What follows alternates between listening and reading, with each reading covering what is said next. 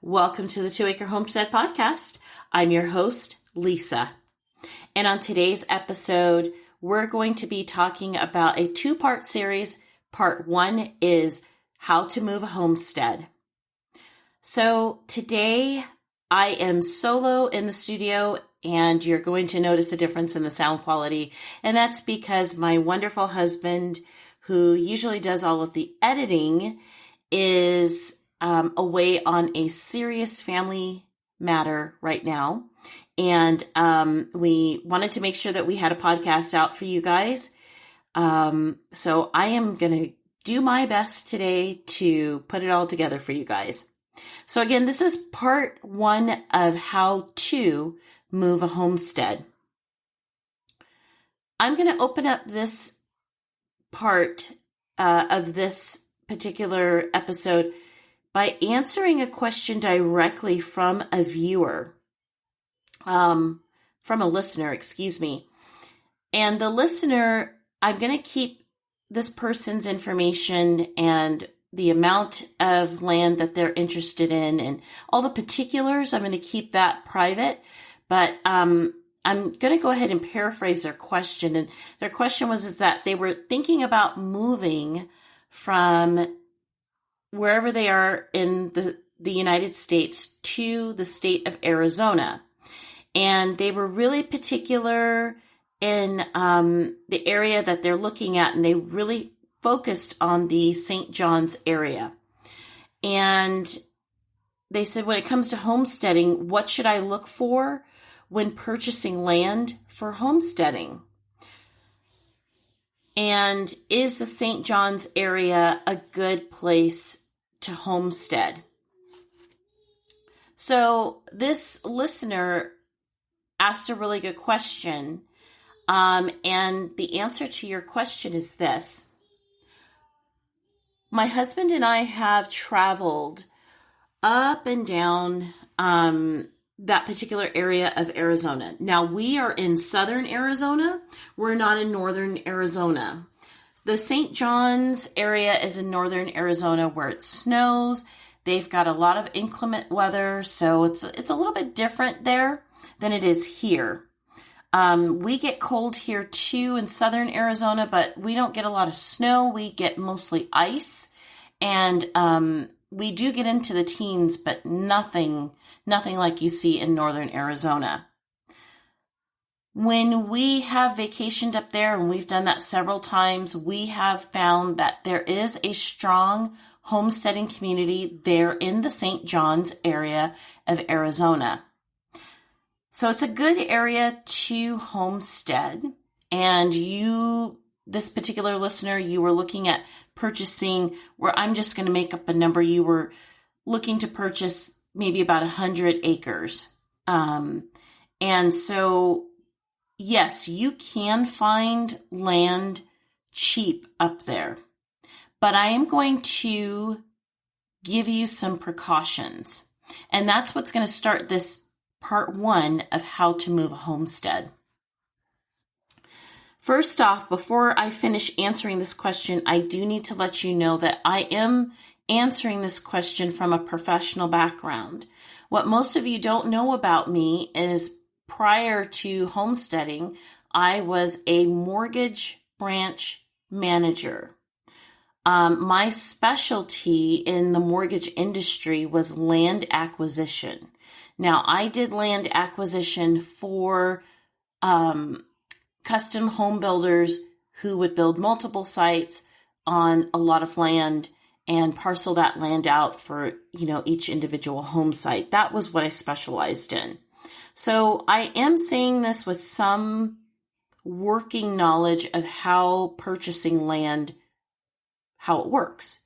But I will say my advice to you, my tip number 1, and I've seen this all throughout my professional workings, my professional career, and that is whatever you do, please, please, please, please find a real estate agent.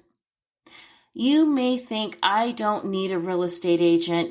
They're just glorified, people who just show homes and they, you might think that, and that could be your perception. But especially when you're dealing with things like land, if it's raw land or even developed land, it's always a good idea to have a real estate agent working with you. And there's a couple of reasons why I say that. And first off, it has to do with what I have seen over the years of being in this industry. I've seen people work with real estate agents and work without them. And the ones who work without them seem to have more problems with things coming up when it comes to closing. They find out things at the very last minute that alters the deal, and they don't know how to handle it because maybe they didn't do all of their due diligence. Frankly, there's a lot of behind the scene things that happen in real estate transactions, whether you're buying your real estate cash or you're financing it. There's a lot of moving pieces that go on behind the scenes that I'm just going to be very blunt with you. You don't know that happens. And it's because we don't want you to know that these things are going on behind the scenes. Is it something nefarious? No. But it is some things can probably quite possibly make the hair on the back of your neck stand up because you'll think your deal won't go through because sometimes it can be really close. So that is my number one thing is get a real estate agent, because a licensed real estate agent will be prepared for helping you with all of those behind the scene things. Now, when we talk about real estate agents, I do want to say not all real estate agents are created equal. For example, when I was a mortgage loan officer, yes, I could do the financing for somebody's house and did, but that was not my specialty. What I specialized in was land. I knew the ins and outs of land acquisition when I was working. And it's the same thing for real estate agents. Most real estate agents are used to dealing with subdivisions and, your standard stick-built homes. You need to do your research. You really, really need to research. And you need to interview your real estate agent and find out how many times have you helped people buy land. And what type of land? Was it, raw land? Was it, just developed land? Was this, and what was the purpose of the land? And so forth and so on. Ask those detailed questions of the real estate agent. Don't go with the first real estate agent that comes up in your shopping list or, when you're looking for real estate agents. And definitely don't go based on the pictures. I can't tell you how many times I've seen and heard people do that. They go based on the picture or based on, my mortgage lender said this is the real estate agent that I should use, or my friend said this is the real estate agent I should use. No. Research, because different real estate agents have different strengths. They all are educated on the same thing. If you talk to a real estate agent and you use the words egress, regress, easements, and so forth, they are going to know what you're talking about. But is that something that they talk about on the daily? No. If the answer is no, they don't talk about those things on the daily, then that's probably not the right real estate agent if you're looking to buy land. The other half of your question was, what should I look for when purchasing land for homesteading? Now, I do want to preface this by saying we do have an upcoming episode where we are going to actually interview a real estate agent that I know and have worked with, who she knows her stuff, and I'm really excited to have her on the show. But I am going to say a few things, and like I said, I'm saying this from the... Stay with us. We'll be right back.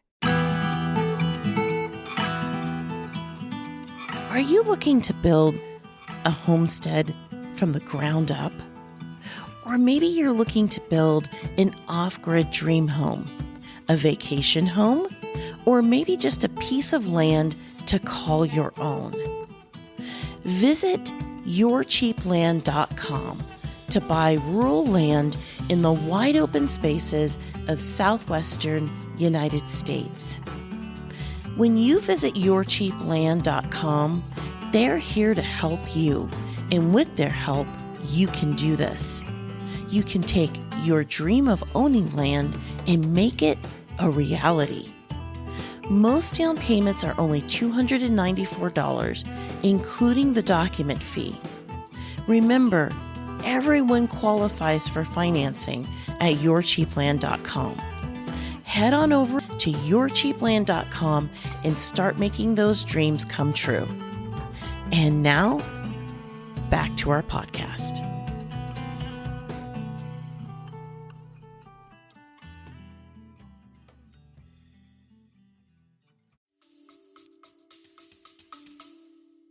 The fact that I come from this profession, but I come from it from the financing aspects of it. But there are some things that I am very well aware of. I am not a licensed real estate agent. So again, that's why I refer you to a licensed real estate agent.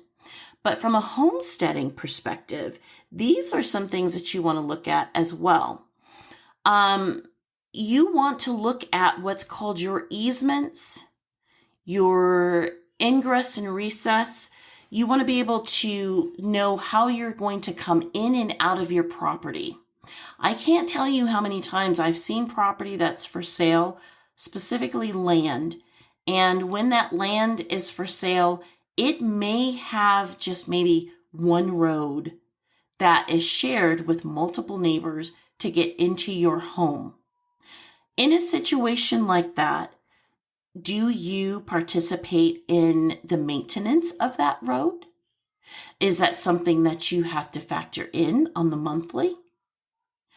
Do you have access to your house? That's another problem. When we moved into our current homestead here, the neighbor next door to us did not have access to their property.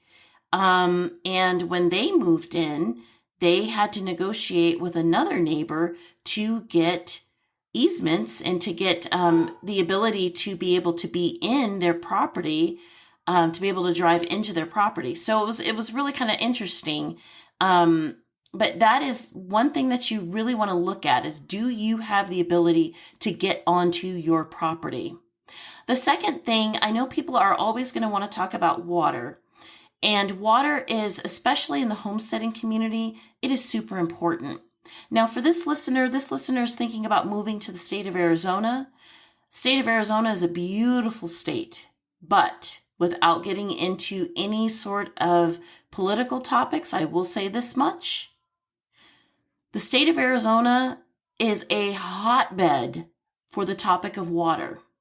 We've already got one city whose rights, the city council has voted to revoke everybody's rights, their water rights. So no one in that particular city has any water rights, not farms, not homesteads. If you're on a well, you don't have rights either. So, and there's another town here in the state of Arizona whose water just recently got shut off. Water is a hot topic. If you're thinking about moving here to the state of Arizona, this is my pro tip to you. Be sure to run this past your real estate agent. My pro tip is make sure you have rights, water rights. Make sure you have mineral rights to your property. You need to make sure that you have control of those things. You can't control everything, but at least you can try with your mineral rights and with your water rights. Because if you have to dig for a well, you want to be able to be in control of that. And if you happen to be on city water, you need to know about that as well, that can be, that can be monitored. And here, I don't know about other states in the United States, but I know here in the state of Arizona, like in the small town that we're in, our town, the water is ran by kind of, I hate to say it this way, but it's kind of a mom and pop situation. So, we always have to have gobs of extra water here on property, not just because we homestead, but because water has been shut off because, well, it's kind of a mom and pop. When you refer to the water guy with his first name only, you're in a small town. And, the infrastructure is just not there. So you really have to be aware of where you are moving. Again, this is something that a real estate agent, if he or she is worth their weight in anything, they will be able to help fill you in on that. The other thing that I would say when you are looking at moving a homestead, one of the things that you want to look at, Kevin and I say this all day long, and that is an acre is not an acre is not an acre. If you are looking to move from the suburbs to acreage, an acre, it just because a property is advertised or listed as, 10 acres or 5 acres or whatever the acreage is, let's just for the sake of example say, you've got 10 acres, a 10-acre property that you're interested in purchasing, but let's say 8 of those acres is on a rocky slope. Well, yeah, you may have 10 acres on paper, but only 2 of those acres are usable. And if you're looking at doing something like having cattle and sheep and all these other kind of animals that you're going to have on pasture, that may not fit what you're looking for. So an acre is not an acre. You cannot rely on the advertisement of what an acre is. So what does that mean for you? That means for you, you would need to drive and walk that property. You need to look at it. I hate to say it to you that way, but that's what you got to do. You got to get out of your car and you got to drive that property and you got to see what it looks like. And I highly recommend that. Don't rely on somebody else to say, oh, I'll take a picture of it and blah, blah, blah. No, or, I'll videograph it for you or, take a video of it rather. No, don't rely on anybody to do that work for you. You need to walk and see that yourself.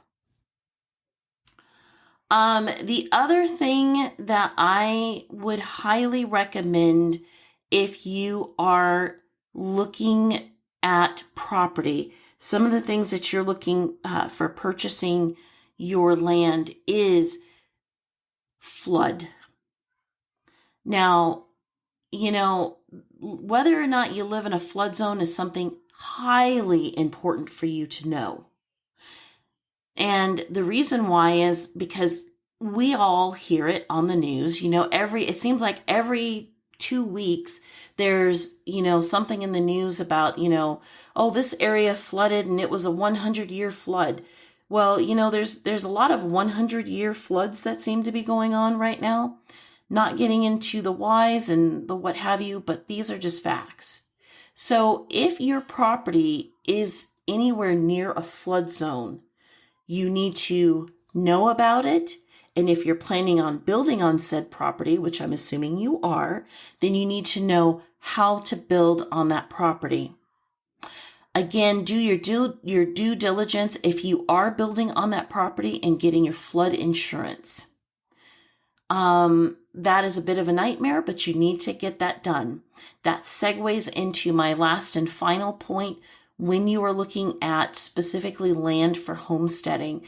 And this is something that it always amazes me because I don't hear people talk about this a whole lot.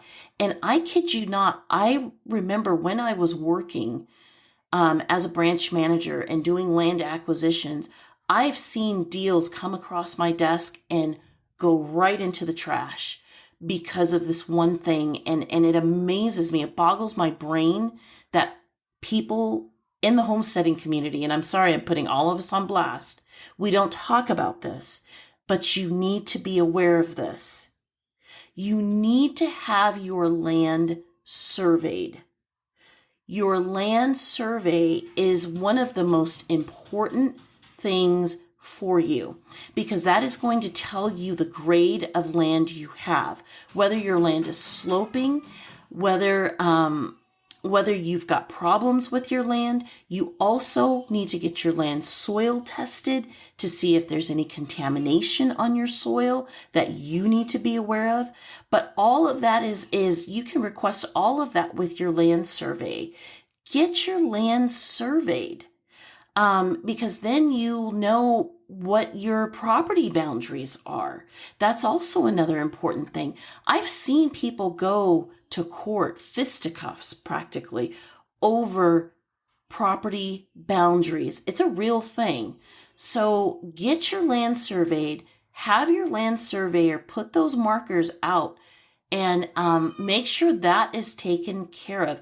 I know when we moved here on our property, here on our 2 acres, that was one of the first things we did is we had our land surveyed. Actually, we had it before we closed on our mortgage loan is we had our property surveyed. And one other thing, I just forgot about that. Another thing that can actually make or break a deal, and I kind of mentioned it a little bit, but actually all of these things fall under what I'm about to say. But the other thing is, if you're buying land yourself, cash, your real estate agent's going to push you in this direction. But if he or she doesn't, they may not be a good real estate agent. I know for myself, I'm going to push you in this direction. And my last and final pro tip to you is, by all means, get a title report. Now, a title report is probably one of the most important things. Again, I've seen a ton of deals, millions of money be thrown away, put in the trash because of title and because of land access and because of land surveys. If you're buying land, please get title.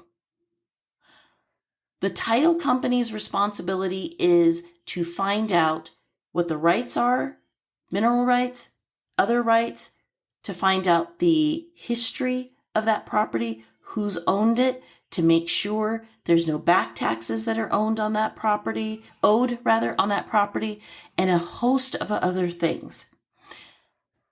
If you get a title report that is not the end all be all of everything, that doesn't mean that nothing is ever going to come up with your property. Certainly anything can come up, but that's what you have title insurance for. And that's a lot of people forget about that. They're like, oh, well, the title company, they forgot about blah, blah, blah, blah, blah. Well, if it comes to a point where it becomes a litigious situation, that's what you have title insurance for.